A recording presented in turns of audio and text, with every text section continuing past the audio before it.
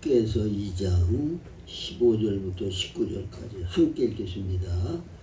이제 원하건대 너희는 오늘부터 이전 곧 여호와의 전에 돌이 돌 위에 놓이지 아니하였던 때를 기억하라.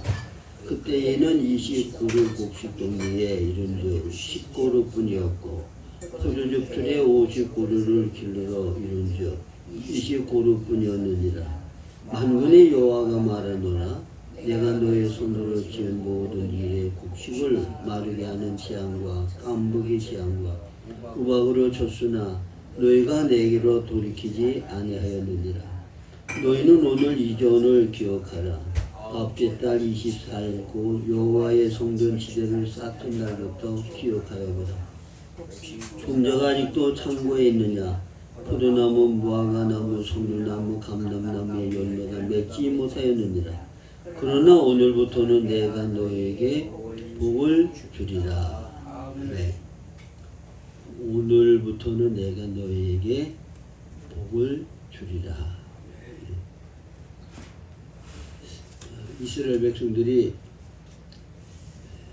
우상을 만들어 섬기고 하나님의 말씀을 거역하고 하나님을 떠났을 때 하나님께서 그들을 징계하셔서 바벨론의 포로로 잡혀가게 하셨습니다. 그래서 바벨론의 포로 생활을 70년 하고 난 다음에 하나님께서 다시 고국으로 그들을 돌려보내셨습니다.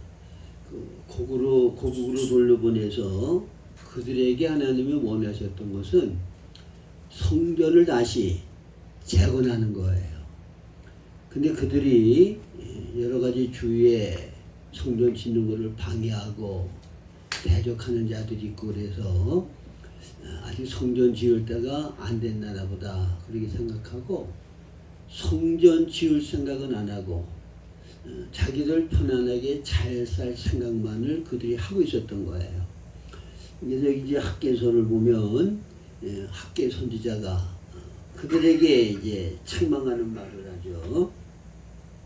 너희는 자기 소유를 살펴볼지라. 1장 5절에 보면 많이 뿌릴지라도 수입이 적을 것이고 많은 것을 받았으나 도리어 적었다. 너희가 먹어도 배부르지 않고 심어도 많이 거두지 못하고 너희들이 열심히 살아보려고 노력하지만 거기에 하나님의 함께 하시는 복이 없었다 그 말이에요. 그러니까 여기서 우리가 깨달아야 될 것은 우리의 생사, 살고 죽는 거, 복 받고 화 받는 것이 하나님에게 있는 것이지 내가 열심히 노력하고 내가 뭐를 한다고 해서 복이 되고 잘 살게 되는 것은 아니라는 겁니다. 믿으십니까?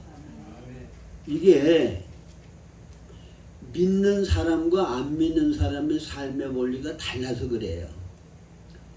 마태복음 6장에 보면 예수님께서 공중 나는 새 둘의 백합화를 봐라. 심지도 않고 먹을 것을 창고에 모아 들이지도 아니하되 하늘 아버지께서 먹을 것 주고 입을 것 주지 않느냐. 하물며 너희일까 보냐. 그러므로 너희는 먼저 그의 나라와 의를 구하라. 근데 그 전에 뭘 말씀하셔요? 의식주 이 모든 것들은 이방인들이 구하는 것이요. 이방인들은 자기가 열심히 노력해서 먹을 거, 마실 거, 거주할 거 노력해서 자기가 수고하고 노력한 거 가지고 먹고 사는 거예요. 근데 마태복음 6장에서 예수님의 말씀은 너희는 삶의 원리가 이방인들과 같지 않다는 거예요. 이거는 마치 뭐와 같은 거 하면 자, 공중 나는 새하고 들의 백합화하고 삶의 원리가 같아요, 달라요? 아주 다르잖아요. 백합화는 땅에 뿌리를 내리고 아름다운 꽃을 피우는 거예요. 공중 나는 새는 날아다니면서 양식을 취하는 거예요. 이와 똑같이 이방인들과 예수를 영접하고 구원받지 못한 사람들과 구원받은 사람들은 삶의 원리가 완전히 다르다 그 말입니다. 이거 중요한 얘기예요. 근데 예수 믿고 구원받은 하나님의 자녀들이 안 믿는 사람과 같은 삶의 원리를 따르면 잘 될까요? 안 될까요? 믿는 사람들은 하나님께서 주권적으로 관리하시고 하나님이 주장하셔요. 너희는 먼저 그의 나라와 의를 구하라. 그리하면 의식주에 필요한 육신생활에 필요한 모든 것들은 내가 너에게 더하겠다. 이게 하나님의 백성들에게 대한 하나님의 약속입니다.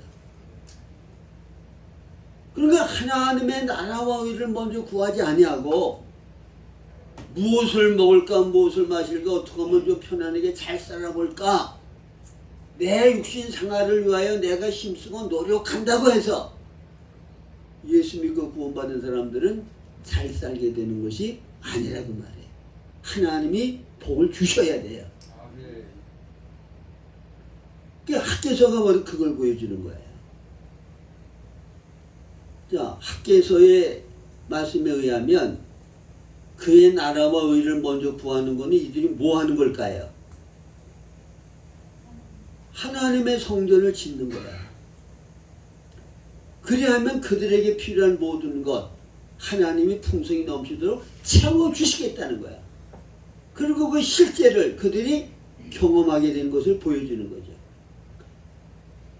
자, 오늘 읽은 말씀에 보면 성전 건축을 시작하기 전에 너희들이 삶이 어땠나 한번 돌아보라는 거야. 열심히 농사를 짓고 열심히 수고를 했지만은 열심히 먹고 마셨지만 만족이 있었더냐?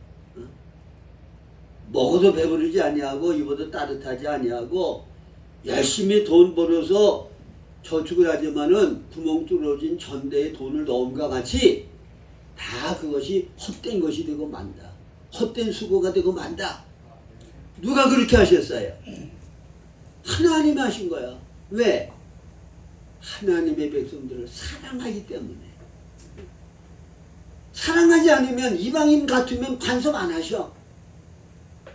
여러분들도 내 자식이니까 간섭하고 내가 사랑하니까 간섭을 하는 거지. 그렇지 않으면 버려둡니다.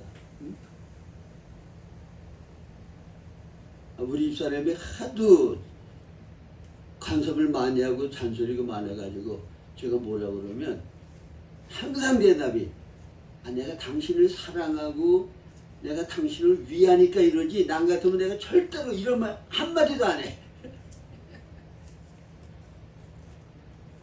그러면 할 말이 없는 거예요. 날 사랑하고 나를 위하여 그런 데는데 뭐라고 그러겠어요? 여러분, 하나님은 여러분들을 사랑하십니다. 아멘. 얼마큼 사랑하시죠? 무엇에 대한 가치는 얼마만큼의 대가를 지불하고 그것을 소유했느냐가 그것의 가치예요. 1억을 지불하고 소유했으면 1억 가치가 있는 거고 100억을 지불하고 소유했으면 100억 가치가 있는 거야. 하나님에게 있어서 우리는 어느 정도의 가치입니까? 하나님이 사람 되어 이 땅에 오셔서 우리를 위하여 그 말로 다 할 수 없는 수치, 부끄러움, 저주, 죽음을 담당하셔서 사탄의 노예되어 있던 우리를 죄와 사망에서 건져내셨고 우리를 하나님의 자녀 삼으셨습니다. 하나님이 우리 아버지고 하나님은 우리를 자녀 삼으셨는데 얼마만큼의 대가를 지불하고 우리를 자녀 삼으셨어요? 여러분, 하나님이 우리를 자녀 삼으신 것은 그냥 양자로 쉽게 너 참 불쌍하고 참 비참하게 사는데 내가 양자로 삼아서 너 편안하게 살게 해줄 테니까 우리 집에 양자로 들어와서 살아라. 그거 아니에요. 어마어마한 대가를 지불하시고 하나님의 생명과 본성을 우리 안에 넣어주셔서 하나님의 참 자녀 되게 하신 거야. 여러분이 이거 하나만 바로 깨달아도 세상에 근심 걱정 염려 없이 굉장히 편안하고 복되게 인생을 살 수 있어요. 하나님 앞에 내가 어느 정도의 가치 있는 사람이고 얼마만큼 하나님이 나를 사랑하신다고 하는 것을 바로 느끼고 깨닫는다 그러면 그 얼마나 우리가 만족하고 행복하고 즐겁게 살겠어요.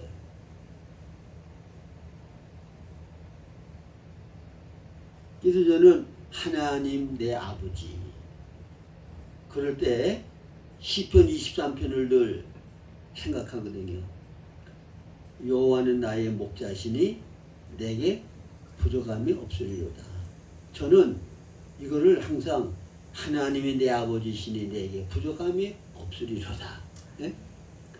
하나님이 내 아버지니까 부족함이 없어야 돼요.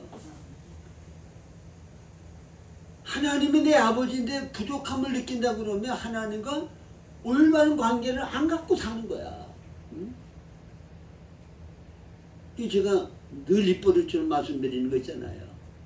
세상에 가장 좋은 아버지보다도 더 좋은 아버지가 우리 하나님 아버지예요. 아멘. 믿으십니까? 아멘.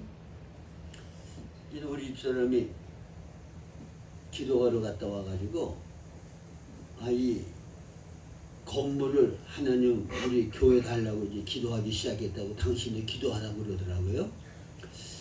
그래서 저는 그런 거에 대해서 별로 이렇게 관심이 없는데, 그래서 어제 제가 기도하면서 하나님 아버지, 세상에 가장 좋은 아버지보다도 하나님은 더 좋은 아버지인데 월세 80만 원씩 나가는 것보다는 아예 이 건물을 주셔서 80만 원 안 나가고 그 나갈 거 선교비를 쓰든지 주님의 기뻐하는 뜻을 위해 돈을 쓰면 얼마나 좋겠습니까? 만약 내가 돈도 많고 좋은 아버지인데 내 자녀가 이런 형편을 내가 얘기한다 그러면 하나님 아버지 나는 당장 월세 그만두고 그거 사라 그러고 돈 줄 것 같은데 하나님은 어떠십니까? 네? 하나님도 참 곤란하실 것 같아. 육신의 아버지보다도 더 좋은 아버지 하나님 아버지인데 하늘에 계신 우리 아버지라고 그럴 때 그 말은 모든 것에 초월하신 하나님 아버지인데 없는 거는 만들어서라도 주실 수 있는 창조주 하나님이야. 죽은 거는 살려서라도 주실 수 있는 부활의 하나님이야. 그분이 누구 아버지? 우리 아버지. 그러니까 그분이 기뻐만 하시면 뭘 안 주시겠냐고요. 뭘 못 하시겠냐고. 이 하나님의 기쁨만 되면 하나님이 복 주실 수 있는 여러분들만 되면 하나님은 부족함이 없도록 풍성히 쏟아 부어주실 줄로 믿으시기 바랍니다. 그래서 참된 그리스도인의 생활은 가장 만족하고 평안하고 기쁘고 즐거운 삶을 사는 게 참된 그리스도인의 삶의 모습이에요. 매일 고통하고 근심하고 염려하고 힘들게 사는 것이 그리스도인의 모습이 아니라고. 자, 여기 바벨론 포로에서 돌아왔던 그들이 성전 지대를 쌓기 전에 그들의 삶은 무슨 삶의 모습이에요? 아니 먹어도 배부름이 없어. 입어도 따뜻하지 않아. 열심히 돈을 벌어서 전대에 넣지만은 구멍 뚫어진 전대에 새 나가는 것 같아. 얼마나 곤고하고 얼마나 힘든 인생을 살아가고 있어요. 왜?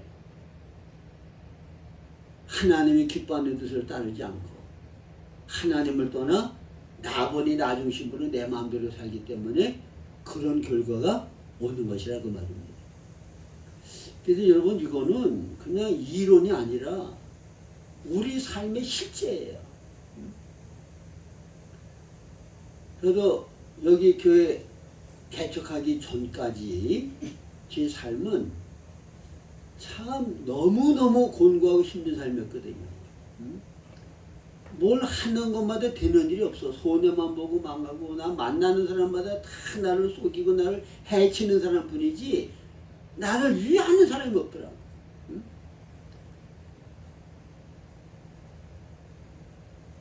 또 하나님이 진노하셔가지고 그냥 불을 나게 하셔가지고 내가 귀하게 여기던 거 그냥 싹 다 태워버리고 없애버리시고, 하나님이 기뻐하지 않는 그런 길을 걸어갈 때 하나님이 그렇게 징계를 하시고 그렇게 간섭을 하시더라고요. 근데 그게 저를 사랑하기 때문에 그럴까요? 미워하기 때문에 그럴까요? 사랑하기 때문에. 히브리서 12장에 보면 사랑이 없으면 징계가 없다고 그랬어요. 버린 자고 사생자라고 그랬어. 그래서 저는 그런 징계를 받을 때 참 감사한 거는 하나님의 사랑을 느꼈어. 징계를 받으면서는 하나님의 사랑을 느꼈다고. 그래서 하나님께 감사했다고. 하나님 정말 나를 사랑해서 이렇게 징계해 주시는 거 감사합니다. 그 징계를 달게 받고 하나님 앞에 잘못된 것을 정말 중심에서 돌이키니까 여기 학개서에 나오는 대로 그 다음부터는 하나님께서 정반대의 현실을 주시더라고요. 그래서 그 다음부터는 만나는 사람들마다 다 내게 복이 되고 유익이 되는 사람들을 만나게 하시고, 하나님이 나와 함께 하시고 형통케 하시는 그런 하나님의 역사를 경험하면서 산단 말이에요. 그래서 지금은 이런 환경이지만은 지금은 가장 내가 행복한 삶을 살고 있다는 것을 여러분들이 간증하잖아요. 네? 근데 소망이는 거는 점점 하나님이 복주심이 점점 많아진다는 거예요. 이제 우리 교회를 통하여 하나님께서 목적하신 바 뜻을 이루기 위해서 여러분들이 하나님 앞에 바로만 서면 여러분들 개인, 가정에 복을 주실 줄로 믿으시기 바랍니다. 왜? 여러분들이 복을 받아서 잘 되어야 주의 몸이, 교회가 제대로의 기능을 발휘할 수 있어요. 자, 그러면 여기 바벨론의 포로에서 돌아온 이스라엘 백성들이, 하나님의 백성들이 어떻게 복을 받았느냐. 이렇게 나오잖아요. 성전 전의 지대 기초를 놓기 시작한 날부터 내가 너에게 복을 주리라. 성전을 짓기 시작한 날부터는 내가 너에게 복을 주리라. 성전을 짓기 전에는 하나님께서 하나님의 필요를 먼저 생각하지 않고 내 필요만 먼저 생각할 때에는 하나님이 그들을 엄하게 징계하셨지만은 하나님의 필요를 먼저 생각하고 하나님 중심으로 삶의 태도를 바꿨을 때 이제부터는 내가 너에게 복을 주리라. 할렐루야. 여러분 복 받기를 원하시면 중심을 바꾸시기 바랍니다. 아멘. 여러분들의 필요를 먼저 생각하면 복 못 받아요. 하나님의 필요를 먼저 생각해야 되고 나 중심을 하나님의 중심으로 바꿔야 거기에 하나님이 복을 주시는 거예요.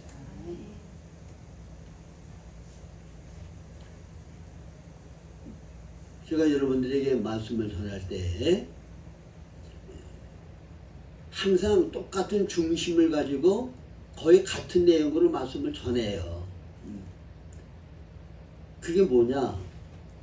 성경 전체를 핵심적으로 한마디로 요약하면은 생명과 건축이라고 그러잖아요. 생명과 건축. 성경 전체는 생명을 말하고 건축을 말해요.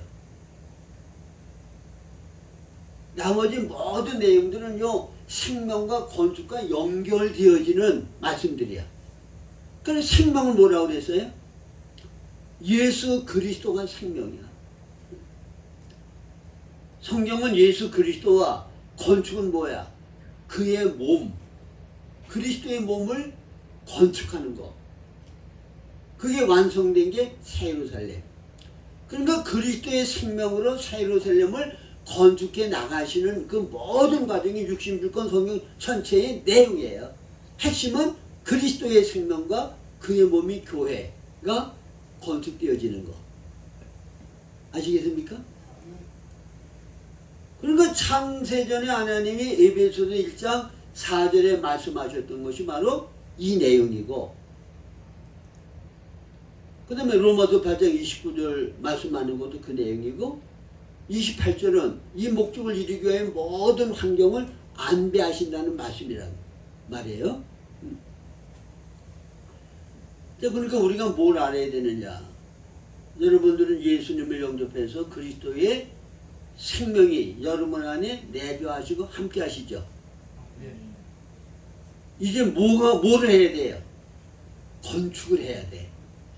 이 건축하는 일에 여러분들의 우선순위를 두고 마음과 뜻과 정성 모든 것을 다 하면 반드시 하나님이 거기에는 놀라운 복을 내려주신다고 말해요. 왜? 그 목적을 위하여 모든 것이 다 존재하는 거예요. 그러면 건축이라고 하는 게 뭐냐? 건축은, 자, 교회는 한마디로 핵심적인 것으로 말을 하면 교회는 그리스도의 몸이라고 얘기를 할 수 있어요.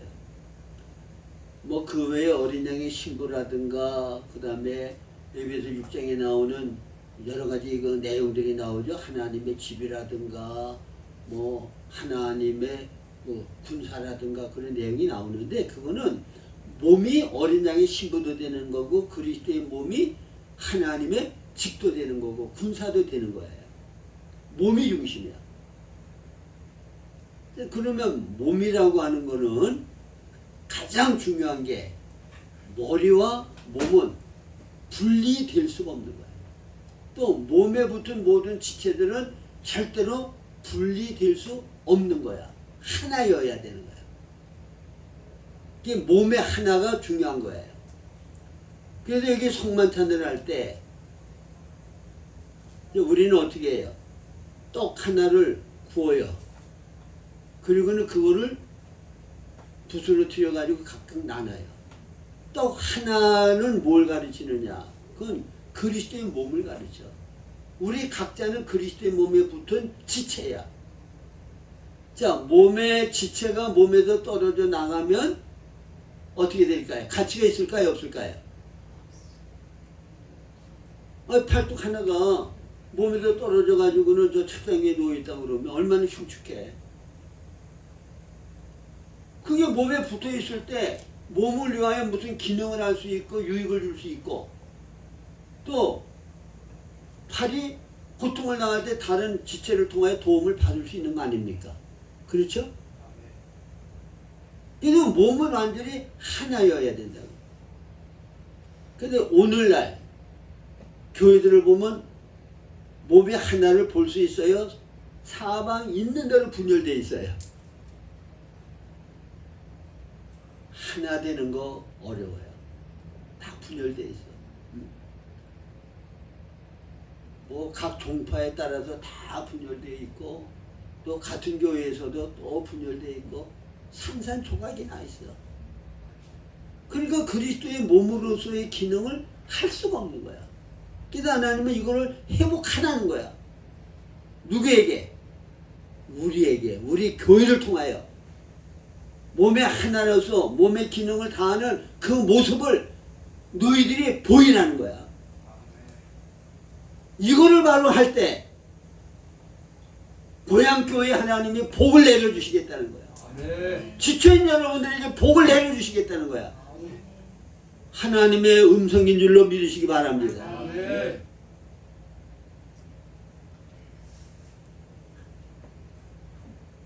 그러면 그리스도의 몸으로서 하나 되어지고 건축되어진다고 하는 것은 뭔가 하면, 그냥 우리 성도들끼리 분열하지 말고 우리 하나 되고 사이좋게 잘 지내자, 그래서 건축되는 게 아니고, 먼저 그리스도와 내가 완전히 하나 되는 건축이 이루어져야 돼요. 그러려면 그리스도가 내 안에서 내 모든 삶의 주인이 되어서 그분이 나를 온전히 통제하고 다스리고 주관하고 그리스도 안인 부분들이 내게서 감소되어지고 제거되어서 그리스도만 내 안에 남아야 된단 말이에요. 이게 그리스도만 내가 건축되는 거야. 그리스도의 권위가 내게 건축되어야 돼요. 그리스도의 권위가 내게 건축된다고 하는 건 그분이 나를 통하여 원하는 일을 마음대로 할 수 있도록 하는 거야. 나를 통하여 사시고 나를 통하여 일하실 수 있도록 온전히 그분에게 나 자신을 헌신하여 드릴 때 그분이 내 안에서 자유함을 얻으시고 원하시는 일을 마음대로 할 수 있게 된단 말이에요. 근데 내가 그리스도로 건축되고 다른 성도가 그리스도로 건축될 때 그리스도로 건축된 그것이 연결되고 하나 되는 게 그게 몸의 건축이야. 그래서 영적으로 성장한 것만큼 건축이 되는 거지요. 옛사람 자아가 처리되지 않고 인위적인 방법으로 우리 건축되자 백날 얘기를 해봐야 그거는 쓸데없는 소리야. 영적인 건축을 제가 뭐라고 그랬어요? 첫째 아담에게 속하여 있는 이기적이고 자기본이 자기중심적인 거. 이거는 변화될 수 있다고요, 없다고요? 이거는 본성이 그러기 때문에 변화될 수가 없어요. 첫째 아담에게 속하여 있는 옛사람 나는 나본이 나중심적이고 100% 이기적인 거기 때문에 나한테 조금이라도 피해가 되고 해가 된다 그러면 선악과의 기준을 따라서 나는 옳은데 너는 왜 그러? 왜 나에게 맞추지 않아? 그래가지고는 분열이 생길 수밖에 없는 거예요. 그래서 여러분 선악과를 따먹은 다음에 선악을 아는 일이 우리 중 하나같이 되었을 때 선악 기준이 이제는 자기중심이 있다고 말해요. 그리고 나서 그 선악과가 하나의 열매를 맺은 게 바벨탑을 쌓는 거예요.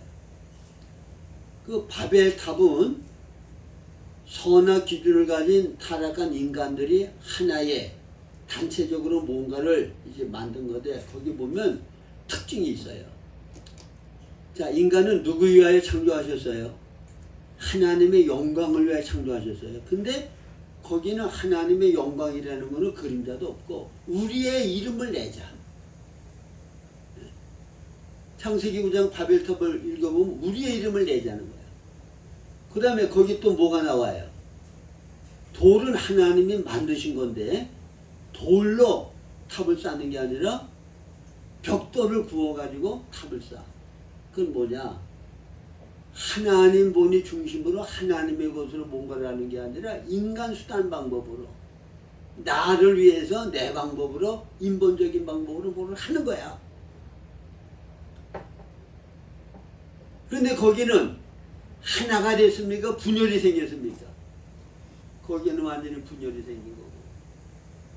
그 다음에 그것이 더 발전돼서 완성된 모습이 계시록 17장 18장에 종교적인 바벨과 세상적인 바벨이에요. 거기에는 모든 것들이 다 섞여가지고 혼잡되어 있어. 순수한 게 없어. 그래서 바벨의 원리는 혼잡된 거, 혼합된 거, 섞여 있어. 이게 바로 타락한 세상에 선악 기준을 가지고 산 인간들의 열매요 모습이라 그 말입니다. 그러니까 우리는 어디서 나와야 돼요? 선악 원리를 따라 사는 그 삶의 방법에서 이제는 완전히 돌이켜야 돼.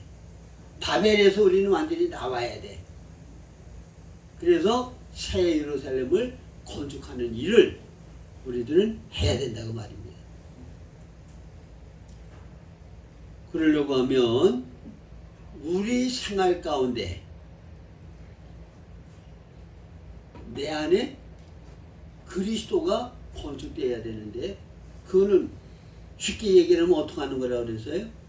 그분이 내 삶의 주인이 되고 그분이 내 안에 권위자로서 나를 온전히 통치하고 다스릴 수 있도록 하는 거라고 말이에요. 그러면 무엇을 하든지 다 그분에게 묻고 그분의 인도를 따라서 해야 되는 거예요. 믿으십니까? 아멘.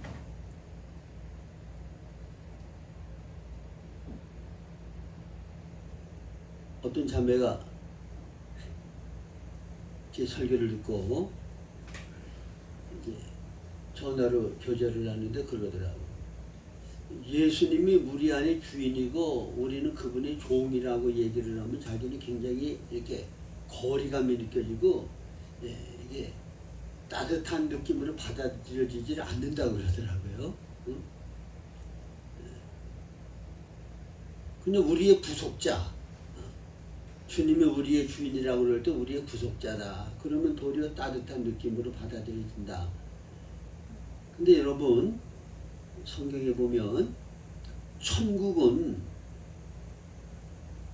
예수 그리스도께서 통치하고 다스리는 영역이 천국이에요.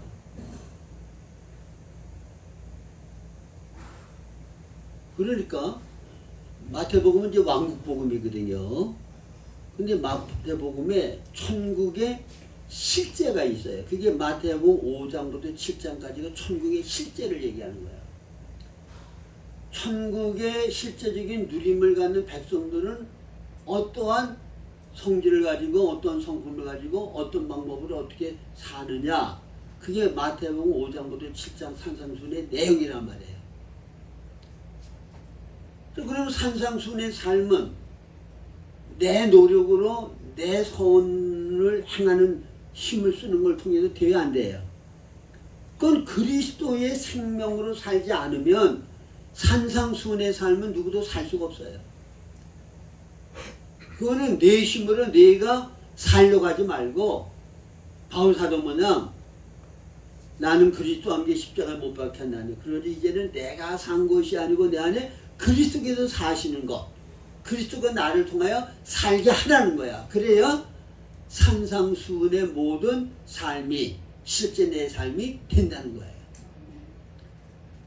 그러려고 하면 날마다 나를 부인하고 십자가를 지어야 내 안에 그리스도의 생명이 반응을 하고 그 삶을 살게 되는 거야. 원리가. 이해가 됩니까? 그러니까 예수님이 날마다 너를 부인하고 십자가를 지라는 거야. 옛사람 내가 완전히 죽어야 그리스도의 생명이 반응을 하는 거예요.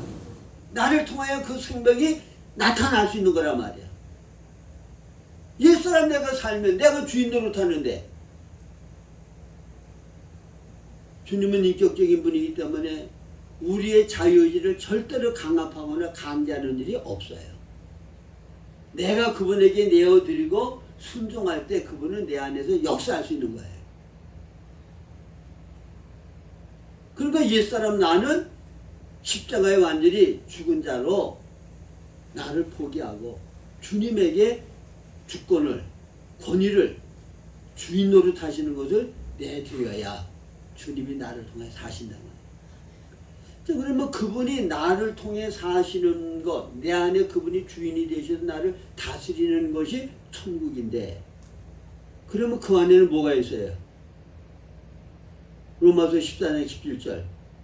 천국은 먹고 마시는 것이 아니라 성령 안에서 의와 평강과 희락. 주님이 다스리면 평강이 있어요. 주님이 다스리면 그 안에 기쁨이 있어요. 그러니까 주님이 다스리는 것이 내가 뭐 세상에서 누구의 노예 생활하면서 그냥 그 사람을 위해서 쩔쩔매고 비유 맞추고 그 사람이 원하는 거 그 사람만을 위해서 그거 아니고 주님이 우리를 다스리면 주님은 사랑이시기 때문에 사랑으로 우리를 다스리는 거야. 그분은 의로운 분이기 때문에 의로 우리를 다스려. 하나님의 성품으로 우리를 충만케 하고 우리를 하나님의 성품으로 다스려 주니까 우리는 가장 자유하는 자가 되고 가장 행복한 자가 될 수 있다고 말합니다. 믿으십니까?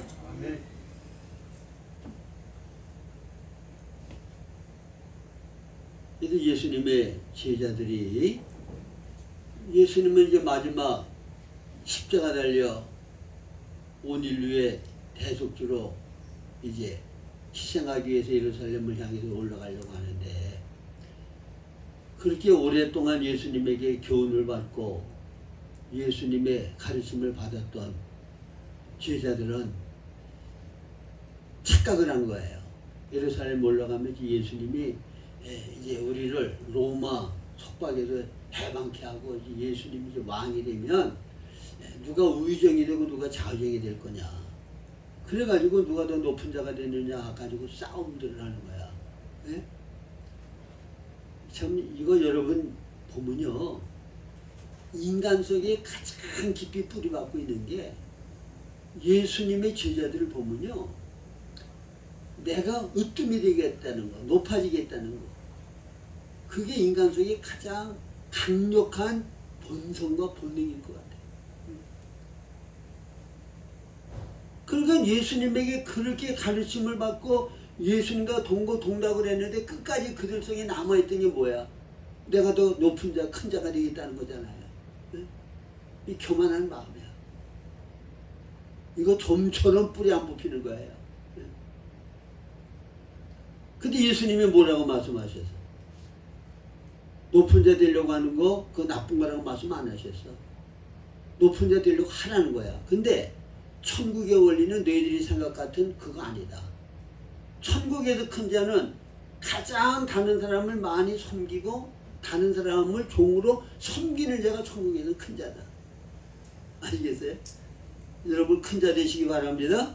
어떻게? 많이 사랑하고 섬기고 희생하는 것으로 큰 자가 돼야 돼. 그게 천국의 원리야. 그게 예수님이 우리를 얼마만큼 많이 사랑하시고 희생을 하셨어. 예수님은 보좌 우편에 앉으셨잖아. 가장 큰 자가 되셨잖아. 가장 높고 영광스러운 분이 되셨잖아. 왜? 가장 많이 사랑하셨고 가장 많이 희생하셨고 가장 많이 낮은 종이 되셨기 때문에. 낮아짐의 영광, 종의 영광, 겸손의 영광, 이게 바로 영광이에요. 믿으십니까? 이걸 영광으로 알아야 돼. 네? 이런 삶을 사는 사람이 큰 자가 되는 거예요.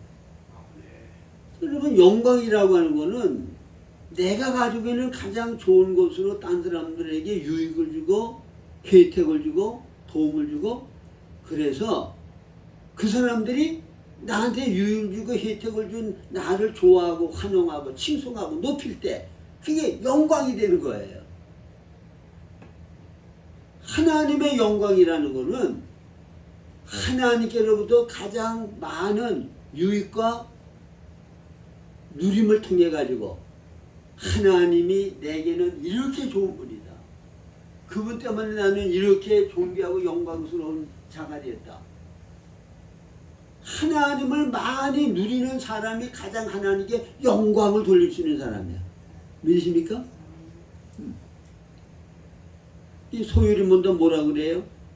사람의 지을 목적이 무엇이냐? 그를 기뻐하고 영화롭게 하는 거라고 그러잖아요. 하나님을 영화롭게 하는 건데 거기에 또 뭐가 나요? 기뻐하고 즐거워하는 거. 하나님을 기뻐하고 즐거워함으로 하나님께 영광을 돌리는 거야. 믿으십니까? 아멘. 제가 늘 자주 간증하는 말씀도, 마귀 통치를 받다가 주님의 통치를 받고 보니까 한 번도 내가 경험해보지 못했던 환경을 초월한 만족이 있고 안식이 있고 기쁨이 있고 정말 참된 행복이 그 안에 있으니까, 그러니까 하나님은 나에게 만족 주시고 기쁨 주시고 평강 주시는 분이다. 하나님께 영광을 돌리잖아. 내 경험을 통하여 내가 누린 하나님을 통하여 그거 간증하고 딴 사람들에게 보여주는 게 하나님께 영광이 되는 거란 말이에요. 네? 그렇게 영광을 돌리시기 바랍니다.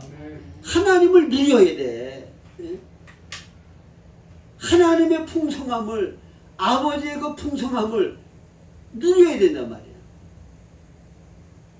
이 탕자가 아버지 손을 떠나가지고 비참하게 살다가 아버지 길을 돌아오니까 뭐 얼마나 아버지의 풍성함을 그냥 조건 없이 누리게 됐어요.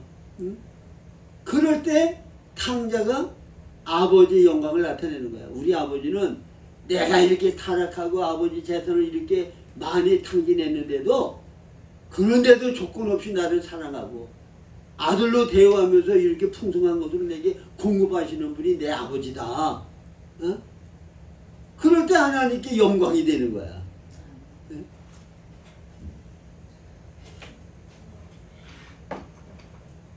그래서 하나님은 우리에게 온갖 좋은 것으로 부족함이 없도록 채워주기를 원하셔요. 근데 그러려고 그러면 어떻게 해야 돼요? 옛사람 내 스스로 나를 위해서 사욕적인 욕심으로 이기적으로 사는 거, 그게 포기되고 그게 비워져야 하나님이 들어오셔서 우리에게 그렇게 복된 삶을 살 수 있는, 하나님의 영광을 나타낼 수 있는 삶을 살 수 있도록 공급하시고 채워주시고 누리게 하신다, 그 말입니다.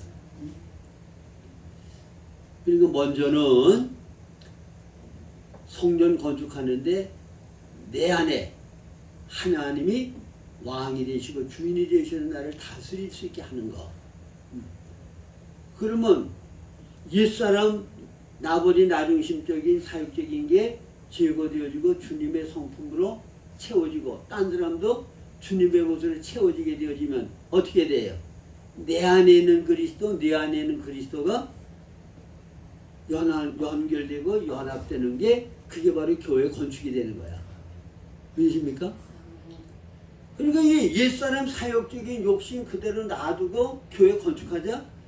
그거는 불가능한 거야. 본성적인 건데 내가 나를 위하는 욕심. 언젠가는 그게 나타날 수밖에 없어서 분열이 생길 수밖에 없어요. 다툼이 생길 수밖에 없어. 이게 처리되어지고 이게 그리스도의 것으로 변화가 되어야 그리스도의 것으로 비로소 하나가 되는 거야. 그래서 빌립보서 2장 5절에 보면 너희 안에 이 마음을 품으라. 곧 그리스도의 마음이니 그는 하나님의 본체시나 하나님과 동등됨을 취할 것으로 여기지 아니하시고 도리어 자기를 비워 종의 형체를 가지사 사람들과 같이 되셨고 사람의 모양으로 나타나사 죽기까지 복종하셨으니 그 십자가에 죽으십니다. 자, 예수의 마음을 가질 때 비로소 건축이 되는 거예요. 예수의 마음을 갖지 않고 이기적인 나본의 중심을 가지면 분열이 생길 수밖에 없는 거야. 그러니까 여러분들이 성전을 건축한다 그러면 먼저 그리스도의 마음을 가져야 되고 주님이 내 안에서 주인이 되고 옛사람 내가 포기되는 일, 이거를 하면 이게 성전 건축하는 일을 시작하는 건데 그러면 하나님이 복을 내리신다고 말이에요. 그런 사람에게 복을 내리시는 거예요. 일이 중요한 게 아니야. 성전 건축하는 게 중요한 거야. 건축하는 거는 나를 그리스도의 형상으로 만드는 게 건축이야. 믿으십니까? 이게 되어지면 자동적으로 얼마든지 전도되어질 수 있어요. 지난번에 현 목사님 모셔가지고 말씀 전할 때 어떤 이 뭉둥병 환자, 응? 그 사람 굉장히 어떤 도움을 주고, 그 사람에게 굉장히 희망을 줬던 사람. 근데 그 사람이, 예수님이 나를 이렇게 도와주는데 그 예수가 어디 있는지 내가 가서 보여주겠다고 그래가지고 들고 갔는데 그 예수라고 하는 사람이 어떤 선교사라는 얘기 하잖아요. 응? 그 선교사가 예수님의 삶을 사니까 딴 사람은 예수로 보는 거야. 저 사람이 예수라고. 그게 바로 성전 건축된 사람의 모습이에요. 나는 없고 예수가 내 안에 나를 주장하시고 나를 사는 거. 그래서 영적으로 성장한 것만큼 성전은 건축되는 거예요. 성전이 건축되는 것만큼 하나님은 거기에 복을 내려주시는 거예요. 근데 마음 자세가 성전 건축하는 것에 중심이 들여져야 돼. 그래야 건축이 되어지지. 거기에 관심도 없으면 건축이 안 돼요. 저도 옛날에 저와 지금 내 저를 보면 완전히 딴 사람이 됐거든요. 근데 저는 어떻든 옛사람 이기적이고 나분이 나중심적이 타락된 그 사람의 삶에서 벗어나서 그리스도의 형상으로 변화되기를 원하는 그 갈망을 끊임없이 가졌거든. 그래서 제가 여러분들한테 자주 말씀드리는 게 뭐야? 유튜브, 텔레비 재미난 거 거기에 시간 보내는 거, 그게 자꾸 가책이 되어가지고 그걸 처리를 해야 되는데 그게 잘 안 된다. 이상 그게 무슨 죄라고 얘기할 수도 없잖아. 어? 근데 내가 하나님 앞에 죄라고 여겨지는 큰 것들은 많이 처리가 됐어요. 이제는 그런 짓 안 범한다고. 처리가 돼서 떠났어. 그런 죄악적인 생활에서는. 근데 밝은 빛 가운데 주님이 점점 지난주에 지금 말씀드린 대로 이게 순환된다 그랬잖아요. 빛 가운데 생활해야 되고 빛 비춰지면 내 안에 죄가 드러나게 되고 그거 예수의 피로 처리해야 되고 그렇게 되어지면 주님과 교통하려고 그러면 밝은 빛이 더 비춰지는데 그때는 과거의 죄로 여겨지지 않았던 것이 죄로 느껴지고 깨달아져. 그러면 또 예수의 피를 힘입어서 그거 죄 처리하고 회개해. 그렇게 계속 순환이 되면 영적으로 성장이에요. 내 안에 그리스도가 아는 부분들은 점점 처리가 된다고. 그래서 성장하는 거야. 그래서 생명의 교통이 필요한 거예요. 생명의 교통을 안 하면 주님 앞에 교통을 하려고 그러면 기도가 막히고 기도가 안 된단 말이에요. 그러면 주님 왜 교통이 안 됩니까? 그러면 빛 가운데 내 양심이 가직되는 걸 보여준단 말이에요. 오늘도 저는 이제 일어나가지고 여기서 그냥 기도를 하려고 그러면 졸음이 완전히 가시질 않고 정신이 멍해가지고 기도가 잘 안 돼. 그래서 꼭 일찍 일어나가지고 이제 저 공원 들어가가지고 사람들도 별로 없고 그러니까 그러면 이제 시원한 바람도 불고 맑은 공기 마시니까 거기 이제 벤치에 앉아서 기도를 하면 기도가 그렇게 잘 돼. 예? 그래서 매일 이제 벤치에 앉아가지고 기도를 하고 오거든요. 오늘 좀 늦게 왔더니 오늘 여보 당신 기도 많이 했네. 하나님은 오늘은 뭘 깨닫게 하셨어? 그러더라고. 그래서 제가 너는 교만한 사람을 비판하고 판단하면서 너도 역시 교만을 벗어나지 못하고 있다. 하나님이 그러시더라고. 제가 이제 그 얘기를 했거든요. 그러니까 교만한 증거는 뭔가 하면 남을 비판하고 판단하는 거는 그건 하나님의 몫이야. 그건 우리가 할 수 있는 자격이 없어. 그랬잖아요. 예수님이 죄인 여자 비판하고 판단을 누구든지 지혜 없는 자가 돌로 치라고 그랬잖아. 그러니까 다른 사람을 정죄하고 판단할 자격이 없는 거야 우리는. 왜? 죄가 있잖아. 응? 그리고 남을 판단을 받지 아니하려고는 판단하지 말라. 비판을 받지 않으면 비판하지 말라. 네 눈속에 들보는 돌아보자고 남의 눈속에 티를 빼려 하느냐? 그리고 로마서에 보면 네가 누구의 내정을 판단하느냐? 내정이 서고 넘어짐이 내게 있다. 그 모든 내용은 비판하지 말라는 거야. 내가 남을 평가하지 말라는 거야. 그거는 완전하신 하나님이 때가 되면 하나님이 하신다는 거야.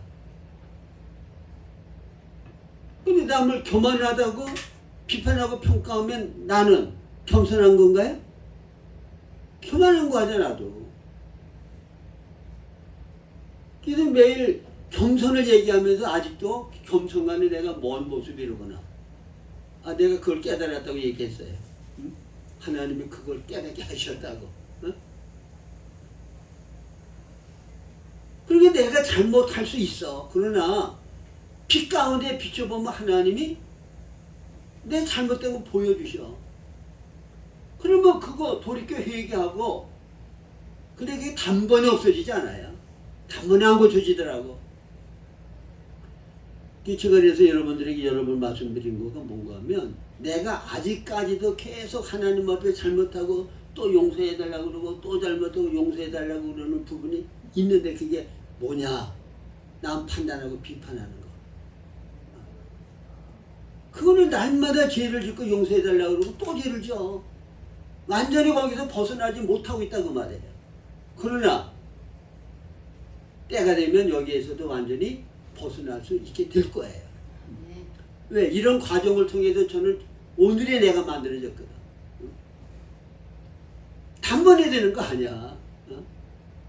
제가 그러잖아요. 어떤 때는 하도 반복해서 용서해달라고 그러고 또 죄를 지고 그래서 염치가 없어가지고 하나님 앞에 용서해달라고 염치가 없어서 기도도 못한 때가 있었다고. 그래도 하나님 앞에 연약함을 고백하면서 여기에서 벗어나려는 중심을 가지고 나가다 보면 완전히 그 부분에 대해서 자유하는 자가 될 수 있도록 역사하신다 그 말입니다. 믿으십니까? 아멘. 그래서 실수할 수 있고 범죄할 수 있어. 그러나 거기에서 하나님 앞에 겸손히 깨닫고 회개하고 돌이키려는 중심과 자세를 가지면 얼마든지 긍휼을 얻게 되어지고 변화를 체험할 수 있게 된다는 것을 믿으시기를 바랍니다. 아멘. 이런 자세로 성전 건축하다 보면 하나님이 그런 사람에게 복을 주시는 거야. 그리고 개인적으로도 제가 여러 번 말씀드립니다마는, 딴 사람이 범죄하고 잘못할 때에 하나님은 즉각 심판을 하셔. 행한 즉시 하나님이 심판하는 게 있어. 그게 뭐라고 그랬어요? 내가 뭔가를 행하면 행한 대로의 사람이 되는 게 심판이야. 그게 엄중한 심판이야. 내가 딴 사람을 사기쳐가지고 내 이득을 취했다? 그러면 하나님의 심판은 그 사람은 사기꾼이 되는 거야. 사기치는 사람이 되는 거야. 아시겠죠? 응? 내가 분노 조절을 못해가지고 내 비위 안 맞고 내 뜻에 안 맞으면은 상대야 어떻게 느끼든 상관없이 있는 대로 화를 내가지고 상처를 준다? 상대를 편안하지 않게 한다? 저 옛날에 매일 그렇게 살았거든. 우리 집안 분위기가 그랬어. 말을 하는 게 그냥, 야, 의준아 이리 와. 아니, 의준아 이리 와. 짜증 섞이고 신경질적인 말. 집안 분위기가 그래. 모든 사람이 다 그렇게 말을 해. 그러니까 제가 제일 싫어하는 게 짜증 섞이고 신경질적으로 말하는 거. 우리 집사람이 가끔씩 하다 그런 표현을 하면 내가 반드시 얘기를 해. 나 그거 제일 싫어하는 거야. 그런 말투 그거 다시는 하지 마. 나도 모르게 올라올 수 있어. 그러거든요. 응? 아, 지긋지긋하게 그 분위기 속에서 오랫동안 살아가지고 싫어. 그런 분위기. 응? 근데 내가 싫어하면서도 옛날에는 나도 똑같이 그렇게 했다고. 응? 그러니까 그렇게 하면은 나는 그런 사람이 되는 거야. 응? 저는 지금 참 감사한 게 뭔가 하면, 어떤 목사님들 저한테 그러더라고요. 아유, 목사님 은퇴하고 난 다음에 나하고 같이 살자. 그런 목사님들이 여러 명 있었어. 근데 가만히 보면 나를 접촉해 보니까 편안한 거야. 어? 뭐 효소도 잘 만들어서 그냥 같이 먹기도 하고 뭐 그러니까, 아, 은퇴한 다음에 나하고 같이 살자고. 어? 그러니까 여러분, 예수님은 마음이 온유하고 겸손하다 그러잖아. 온유한 사람의 특징은 관계를 가지고 가까이 하기에 가장 편안한 사람이 온유한 사람이야. 부닥침이 없어. 응? 예수님이 자신을 평가할 때 나는 마음이 온유하고 겸손하다. 그러니까 예수님을 접촉하기 가장 편안한 분이야. 여러분, 상대가 나를 대할 때 편안해하고 나를 통해서 누림이 될 때 그게 내게 영광이 되는 거야. 믿으십니까? 응? 저는 제일 좋은 게 내가 어디만 조금 나가려면 여보 어디가? 그 소리가 그냥 음악같이 들려. 응? 여보 어디가? 응? 잠시도 당신 떨어지기 싫은데 어디 나가는 거야? 여기 있지 않고. 그런 소리를 들린단 말이야. 응? 제가 얼마나 편안하면 그러겠어요. 응?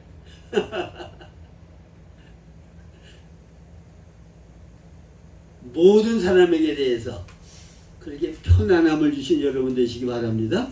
아멘. 온유하고 겸손하면 다 편안해. 다 좋아해. 걸릴 거 없어. 이게 바로 그리스도 형상으로 내가 변화되어지면 거기 나타나는 열매고 현상인 거예요. 그래 이게 복이 되는 거야. 그러니까 내가 행하면 행하는 대로의 사람이 되는 거, 이게 가장 무서운 심판이야. 또 그 행한 거는 마지막 주님의 심판대 앞에서 이제 엄중한 심판을 받아서 행한 대로 또 갚게 되는 거예요. 그래서 살아있는 동안에 성전 건축하시기 바랍니다. 그래서 복받는 여러분들의 삶이 되실 수 있기를 주님의 이름으로 축원합니다. 아멘. 기도하겠습니다.